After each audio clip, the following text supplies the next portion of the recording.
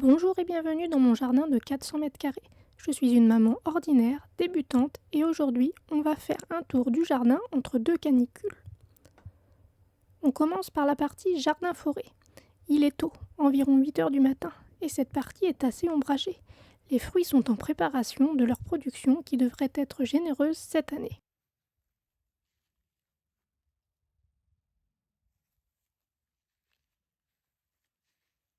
Malgré les fortes chaleurs, la première bande en syntropie semble s'installer et résister. La lavande, un tournesol, le thym, le pommier, qui malgré les arrosages souffre de la chaleur, une consoude, un romarin, le cerisier, qui n'est pas en grande forme, une sauge, un deuxième pied de tournesol prêt à fleurir, toujours aussi petit, un pied de tomate, ses feuilles sont recroquevillées malgré l'heure matinale, et l'abricotier. Enfin, le figuier, avec ses nombreuses figues en préparation qui devraient nous donner de bonnes figues à déguster fraîches ou en confiture. Avant de faire un tour au potager encore classique cette année pour voir les cultures en préparation et les récoltes, petit tour du côté des floraisons. Je ne suis pas très fleur de base, car ça ne produit pas. Mais j'ai pris conscience qu'elles ont un rôle primordial pour attirer la biodiversité et les pollinisateurs utiles à la production de fruits et de légumes. Donc j'en implante de plus en plus. Mais elles ne sont pas suffisamment nombreuses. Je profiterai de l'automne pour implanter de nouvelles vivaces. Certaines sont en train de faire leurs graines, comme cette fleur de poireau ou ces nigelles de Damas. D'autres repoussent spontanément. La bourrache, la camomille, l'amarante. Pour les amarantes, j'en ai mis la première année et depuis, elles repoussent par dizaines. C'est un peu envahissant. Mais je me demande si je n'en laisserai pas plus l'année prochaine avec leurs longues tiges solides. Elles font de l'ombre et pourraient peut-être permettre à des grimpantes de s'y accrocher. Si quelqu'un a déjà essayé, n'hésitez pas à me faire part de votre retour dans les commentaires. Les œillets d'Inde au pied des tomates ont vraiment du mal à se développer. Mes petites coccinelles ont bien débarrassé l'entièreté des pucerons. Et le petit tournesol fleurit. Concernant les légumes en préparation, commençons par les courgettes. Les premières devraient être récoltables d'ici 1 ou 2 jours. Les tomates prennent leur belle couleur rouge.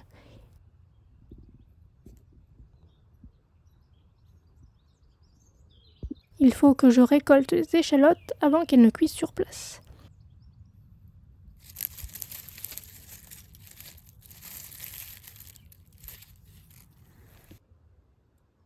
Les tomates poires jaunes sont en préparation.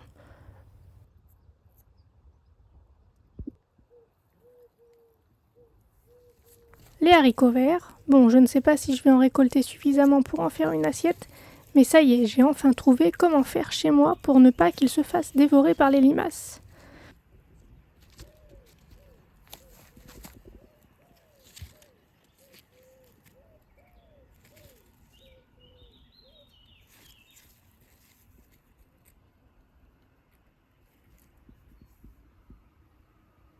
Je devrais avoir également des concombres,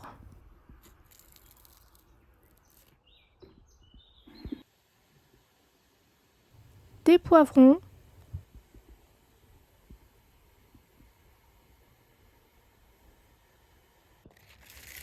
des betteraves,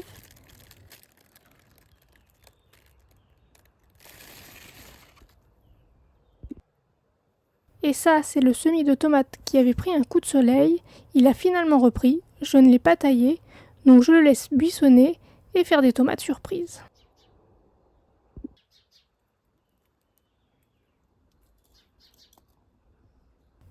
Avant de passer à la récolte catastrophique des pommes de terre, petit intermède beauté naturelle avec ces magnifiques chenilles du céleri. Moi, elles sont sur ma coriandre. Elles sont juste magnifiques. Je vous mets en photo le papillon qu'elle va devenir.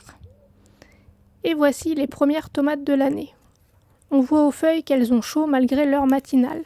Mais contrairement aux premières qui avaient littéralement brûlé avec la canicule, Nous avions eu plusieurs journées consécutives à plus de 40 degrés. Celles-ci sont prêtes à être récoltées et dégustées. Elles sont bonnes, seule la peau est un peu épaisse. Pas assez d'eau, trop de chaleur ou autre chose. Je ne sais pas, mais si certains d'entre vous ont une idée, dites-le moi en commentaire.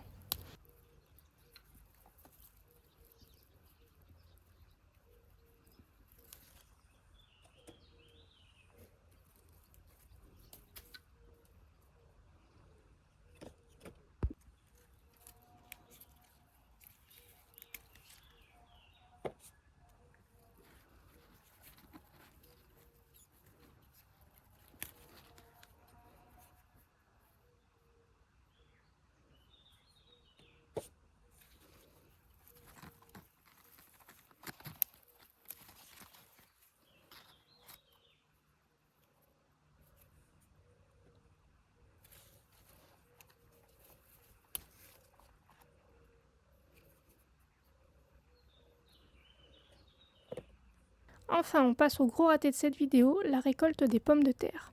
Pour rappel, j'avais fait 2 zones. Cette première avec des plants certifiés plantés sous foin début avril. J'ai peut-être un peu trop attendu pour les récolter, car comme vous le voyez, les plants ont disparu.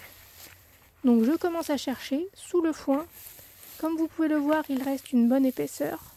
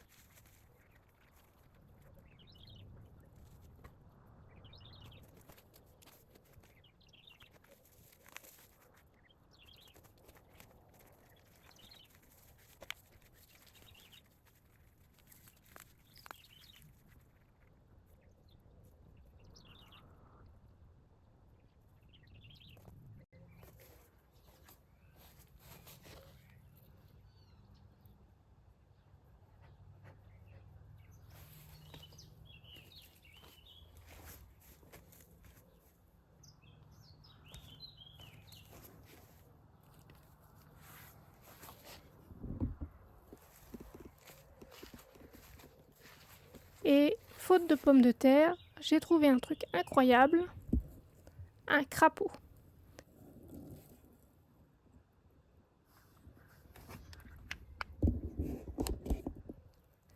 Vite, je le remets à l'abri. Je suis trop contente, il s'est installé dans mon potager. Cela veut dire qu'il chasse limaces et escargots. Je vous montre ce que j'ai récolté sur environ 3 mètres carrés. C'est la cata, très peu, toute petite et toute mangée.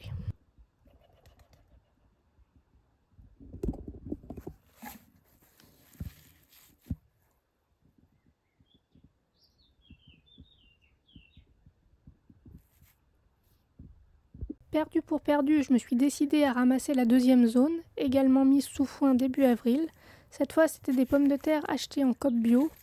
On peut voir que les feuilles sont encore très vertes, donc j'aurais peut-être dû attendre un peu avant de les récolter.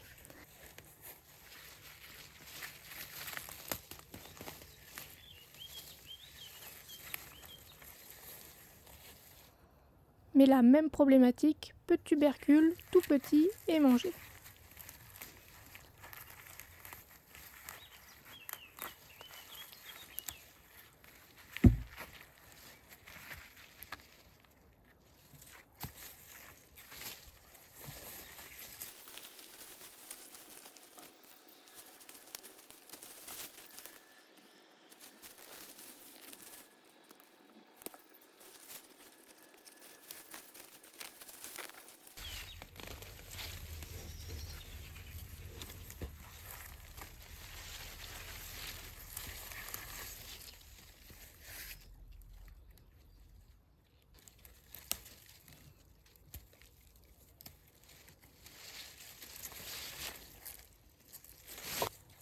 d'habitude, je me sers de la biomasse des plants pour couvrir et nourrir le sol, donc je le remets en place.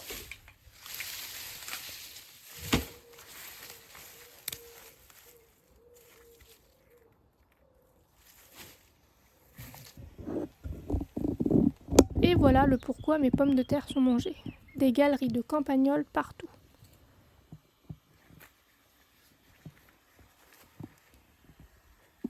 Donc voilà ma récolte sur 1 mètre carré.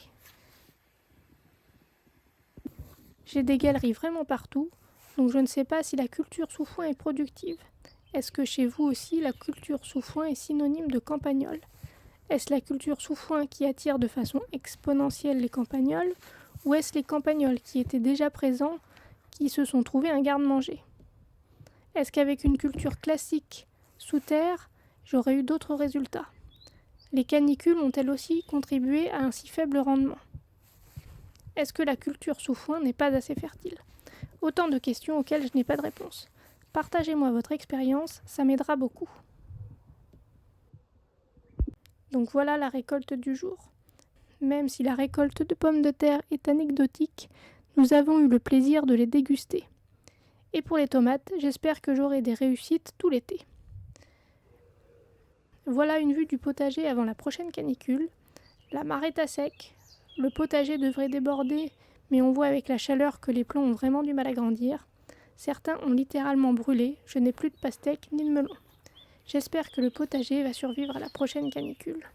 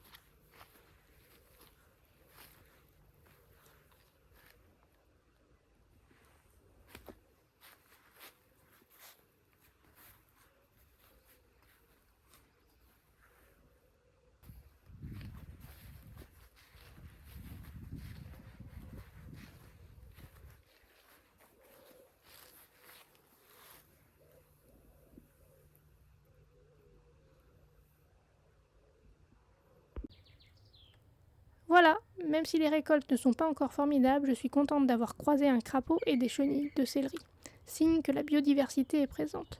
Je vous laisse avec cette beauté de la nature. À bientôt!